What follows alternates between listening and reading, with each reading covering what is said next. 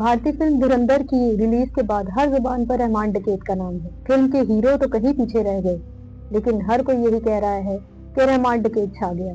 इस फिल्म में अक्षय खन्ना को भी कहां से कहां पहुंचा दिया। रहमान डकैत को ऐसे जाहिर किया गया कि जैसे वो सिर्फ एक इलाके का एक बदमाश या एक डकैत था और उसका किसी भी जगह किसी भी सियासी पार्टी या किसी भी सियासी हैसियत से कोई ताल्लुक नहीं था। अगर दिखाया भी गया तो वो इस तौर पे दिखाया गया कि शायद अगर उसने किसी सियासी जमात का शेल्टर लिया था तो वो सिर्फ बचाव के लिए लिया था। लेकिन रहमान डकैत असल में था कौन, ये बात किसी भी जगह पर वाज़ेह तौर पर नहीं बताई गई। रहमान डकैत देखा जाए तो लियारी के रहने वालों को बचाने के लिए वो किरदार सामने आया था कि जो MQM के खिलाफ एक ताकत बनकर उभरा। ये दुरुस्त है कि रहमान डकैत ने अपनी कार्रवाइयों का आगाज सिर्फ 13 साल की उम्र में किया, लेकिन अपने जराइम में वो इस कदर आगे बढ़ गया कि उसने किसी भी जगह ना रुकने और ना ठहरने की ठान ली। रहमान डकैत उस वक्त सामने आया जब MQM के मुजालिम जोरों पर थे, लेकिन MQM कब आई? MQM के बारे में ये तारीख गवाह है कि MQM को लाने वाले एक फौजी आमिर थे। उसकी वजह बहुत बड़ी वजह थी कि कराची समेत सिंध भर में पीपल्स पार्टी का राज था। अगरचे वो आमिर जुल्फकार अली भुट्टो को शहीद कर चुके थे, लेकिन उसके बाद कराची को और सिंध को काबू करना उनके लिए बहुत बड़ा चैलेंज था। कराची को काबू करने के लिए वो MQM नाम की एक तंजीम लेके आए, जिसके सरबराह इल्ताफ हुसैन इब्तदा में सड़कों पर झाड़ू देते नजर आते। अपनी इस सफाई सुथराई के काम का उन्होंने इस खूबसूरती से आगाज किया कि बाद में वो इंसानी जानों पर भी हाथ साफ करने लगे। MQM के टॉर्चर सेल पूरे मुल्क में मशहूर थे।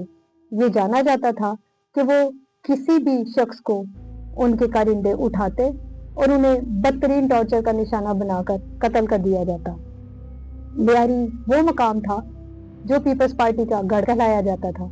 ये कहा जाता था कि अगर पीपल्स पार्टी को खत्म करना है तो लियारी के बाशिंदों को भी खत्म कर दिया जाए। ये MQM के लिए चैलेंज के तौर पर था। वो ये चाहती थी कि लियारी से पीपल्स पार्टी के एक एक हामी को और हर उस बंदे को जो पीपल्स पार्टी के लिए मोहब्बत रखता है उसको वहां से खत्म कर दिया जाए।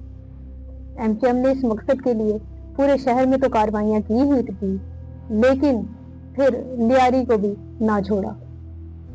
अक्सर ऐसे वाकयात सामने आते कि MQM के कारिंदे किसी भी राह चलते को उठाते और उससे पूछते कि उसका ताल्लुक किस पार्टी से है, और जो ही उन्हें पता लगता कि वो पीपल्स पार्टी का करीबी है तो उसे बुरी तरह बदतरीन टॉर्चर का निशाना बनाकर कत्ल कर दिया जाता।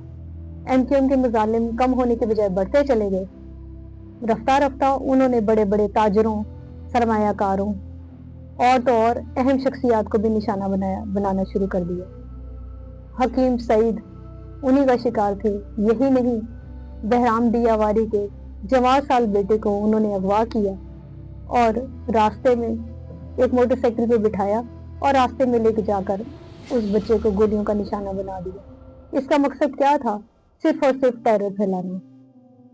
यही वो वक्त था जब दूसरी जानिब से रहमान डकैत सामने आया।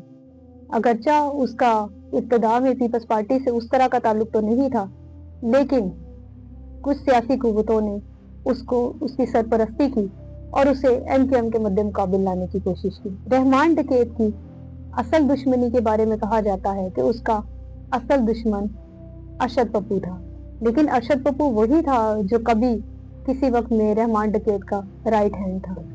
लेकिन जब रहमान ने, जिसे सरदार अब्दुर्रहमान बलोच के नाम से पुकारा जाता था, जब उसे पीपल्स पार्टी के बाज हामियों की छत्र छाया मुयस्सर आई तो दूसरी जानिब अरशद पप्पू ने उसके असर रसूख को देखते हुए या बढ़ती हुई पीपल्स पार्टी के अंदर सरयत करती हुई जड़ों को देखते हुए दूसरी जानिब का रुख इख्तियार कर लिया। अरशद पप्पू MQM का कारिंदा बन गया। दूसरी जानिब रहमान डकैत पीपल्स पार्टी के सियासी सरपरस्ती में काम करने लगा। पीपल्स पार्टी का कभी भी ये मकसद नहीं रहा था कि वो इंसानी जाने ले, लेकिन उसका मकसद सिर्फ यही था कि किसी भी तरीके से MQM के बढ़ते हुए टेरर को खत्म करे। रहमान डकैत ने इसीलिए उनके लिए काम शुरू किया और जहां भी MQM के कारिंदे किसी भी कार्रवाई की कोशिश करते या पीपल्स पार्टी के हामियों को कत्ल करने के लिए कोई कार्रवाई करते या उन्हें अगवा या डकैती का निशाना बनाते, रहमान डकैत उन कारिंदों को पकड़ता और उन्हें अजियतनाक मौत दे देता। ये सिलसिला तवील अरसे तक चलता रहा। फिर एक वक्त ऐसा भी आया कि जब पीपल्स पार्टी की हुकूमत इक़्तिदार में आ गई और उन्होंने देखा कि रहमान डकैत अब हद से बढ़ता जा रहा है। यही वो वक्त था जब उन्होंने उसे रोकने की कोशिश की, लेकिन ऐसा नहीं हुआ और उसे रोक ना पाए। नतीजतन 9 अगस्त 2009 को एक पुलिस मुकाबला हुआ जिसमें रहमान अपने साथियों समेत मारा गया। इसके बावजूद लियारी में उसका जितना बड़ा जनाजा हुआ उसकी तारीख में मिसाल नहीं मिलती। रहमान डकैत के बाद उज़ैर बलोच उनके गुरूह के सरगना बने। उज़ैर बलोच ने रहमान डकैत के कत्ल का बदला लेने का फैसला किया। उन्होंने अरशद पप्पू को और उनके साथियों को अगवा किया। उन्हें शुबा था कि रहमान डकैत की इतला अरशद पप्पू और उसके साथियों ने ही दी। अरशद पप्पू और उसके साथियों को इंतहाई अजियतनाक तरीके से कत्ल किया गया। उनकी लाशों की वो हालत थी कि जिसने भी उन्हें देखा वो तौबा कर उठा। अरशद पप्पू का कत्ल 2013 में हुआ, लेकिन उसके अगले ही साल 2014 में रहमान डकैत को कत्ल करने वाले पुलिस के एसपी असलम चौधरी भी मारे गए, एक बम धमाके में शहीद हुए। लेकिन ये कहा जाता है कि इस कत्ल में भी या उनकी शहादत में भी रहमान डकैत के साथियों का किसी न किसी तरह किरदार जरूर था, क्योंकि उन्होंने ही टीटीपी को इनके हवाले से इतला की और ये बताया कि वो किस रूट से जा रहे हैं। रहमान डकैत किस्सा माजी बन गया, लेकिन उज़ैर बलोच आज भी जिंदा है। उज़ैर बलोच के खिलाफ बेशुमार मुकदमात थे, जिनमें कत्ल केसेस, अगवा बराए तावान, भत्ता समेत कई केसेस थे।